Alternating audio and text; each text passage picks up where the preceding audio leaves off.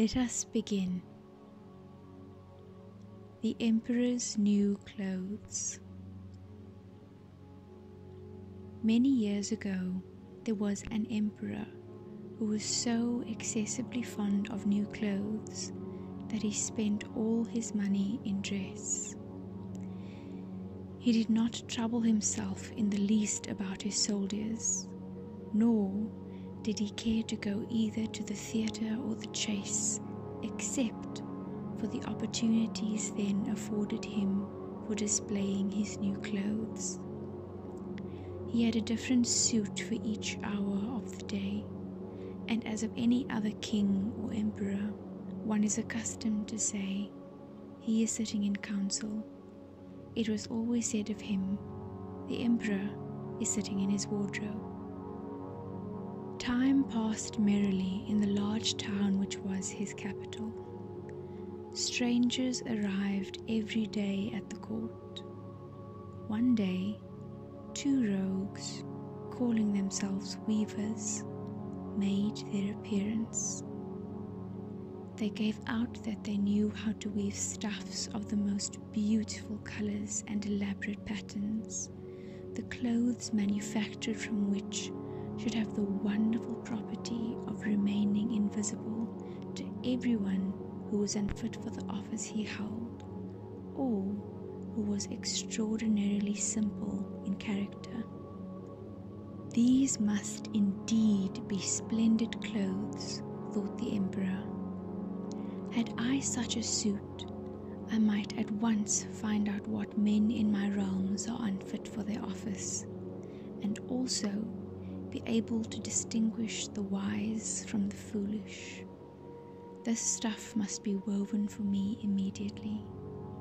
And he caused large sums of money to be given to both the weavers in order that they might begin their work directly.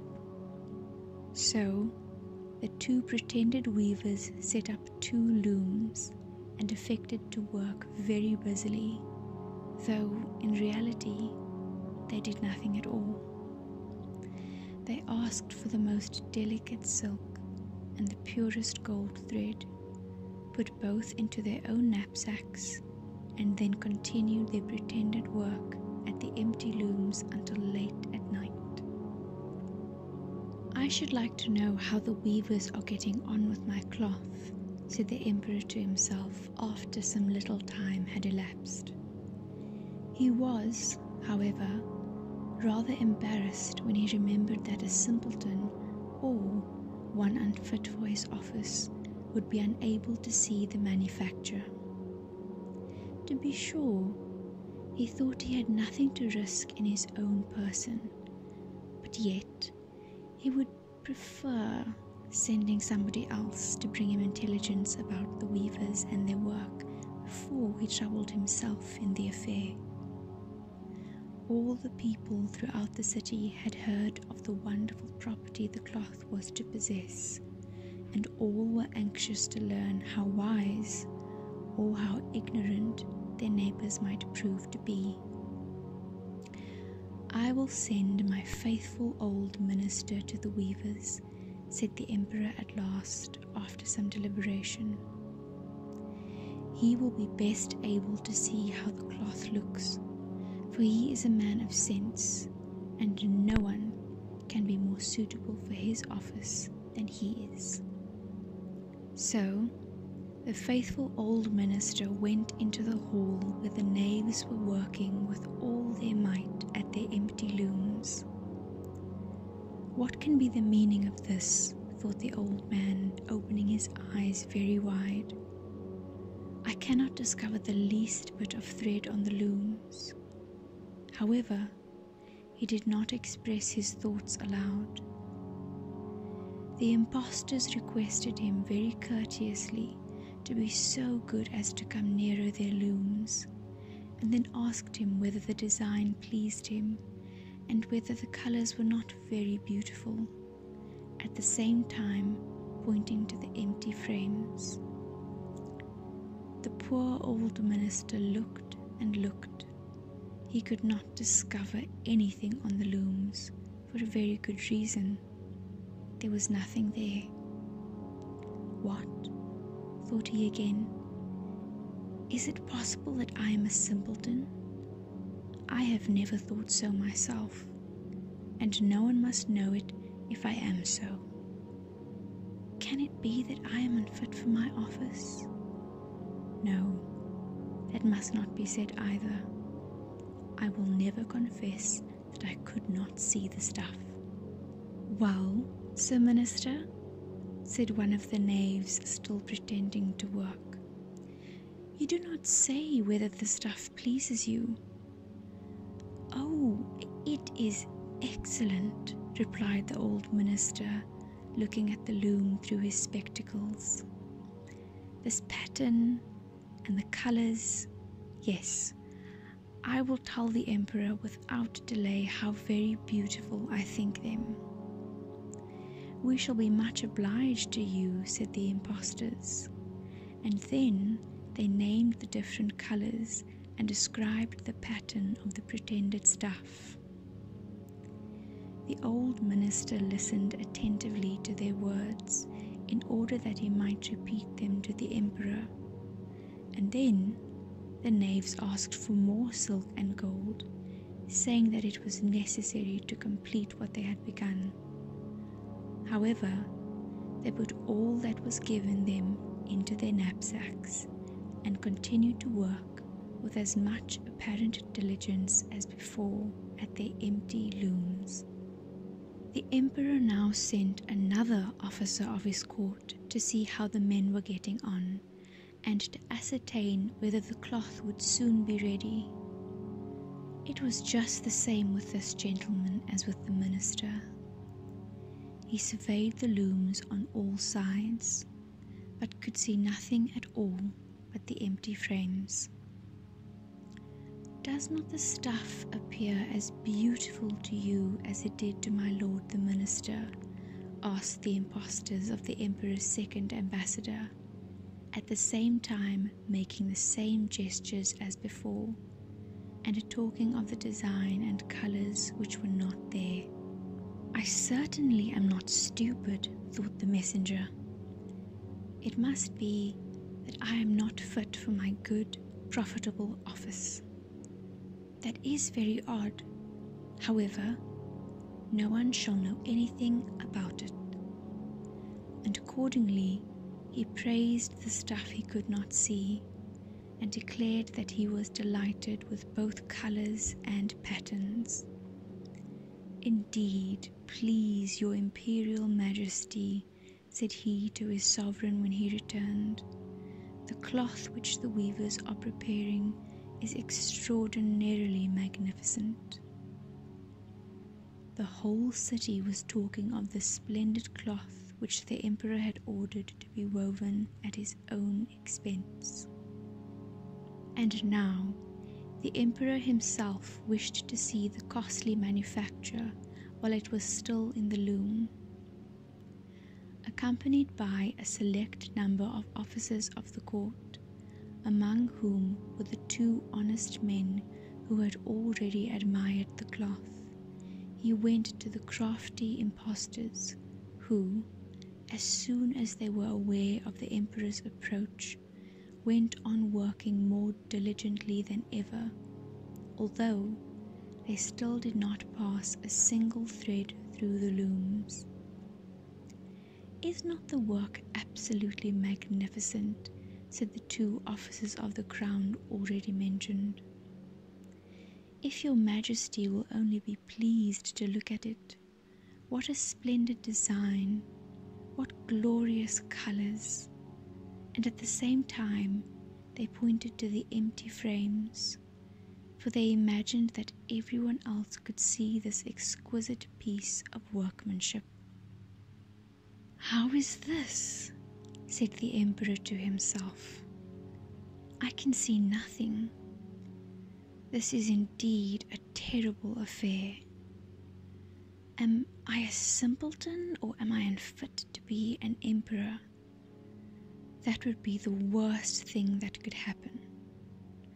Oh, the cloth is charming, said he aloud.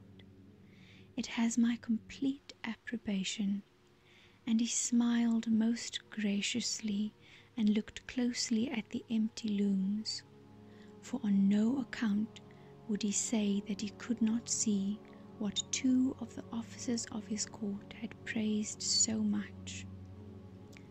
All his retinue now strained their eyes, hoping to discover something on the looms, but they could see no more than the others. Nevertheless, they all exclaimed, "Oh, how beautiful!" and advised His Majesty to have some new clothes made from this splendid material for the approaching procession. Magnificent, charming, excellent resounded on all sides, and everyone was uncommonly happy. The Emperor shared in the general satisfaction and presented the impostors with an order of knighthood and the title of gentlemen weavers. The rogues sat up the whole of the night before the day on which the procession was to take place, and had 16 lights burning, so that everyone might see how anxious they were to finish the Emperor's new suit. They pretended to roll the cloth off the looms, cut the air with their scissors, and sewed with needles without any thread in them. "See," cried they at last, "the Emperor's new clothes are ready." And now the Emperor, with all the grandees of his court, came to the weavers, and the rogues raised their arms as if in the act of holding something up, saying, "Here are your Majesty's trousers, here is the scarf, here is the mantle. The whole suit is as light as a cobweb. One might fancy one has nothing at all on when dressed in it. That, however, is the great virtue of this delicate cloth." "Yes, indeed," said all the courtiers, although not one of them could see anything of this exquisite manufacture. "If your Imperial Majesty will be graciously pleased to take off your clothes, we will fit on the new suit in front of the looking-glass." The Emperor was accordingly undressed, and the rogues pretended to array him in his new suit, the Emperor turning round from side to side before the looking-glass. "How splendid His Majesty looks in his new clothes, and how well they fit!" everyone cried out. "What a design! What colours! These are indeed royal robes." "The canopy which is to be borne over your Majesty in the procession is waiting," announced the chief master of the ceremonies. "I am quite ready," answered the Emperor. "Do my new clothes fit well?" asked he, turning himself round again before the looking-glass in order that he might appear to be examining his handsome suit. The lords of the bedchamber, who were to carry His Majesty's train, felt about on the ground as if they were lifting up the ends of the mantle, and pretended to be carrying something, for they would by no means betray anything like simplicity or unfitness for their office. So now the Emperor walked under his high canopy in the midst of the procession, through the streets of his capital, and all the people standing by and those at the windows cried out, "Oh, how beautiful are our Emperor's new clothes! What a magnificent train there is to the mantle, and how gracefully the scarf hangs!" In short, no one would allow that he could not see these much admired clothes, because in doing so he would have declared himself either a simpleton or unfit for his office. Certainly none of the Emperor's various suits had ever made so great an impression as these invisible ones. "But the Emperor has nothing at all on," said a little child. "Listen to the voice of innocence," exclaimed his father, and what the child had said was whispered from one to another. But he has nothing at all on, at last cried out all the people. The emperor was vexed, for he knew that the people were right, but he thought the procession must go on now. And the lords of the bedchamber took greater pains than ever to appear holding up a train, although in reality there was no train to hold. And that is that.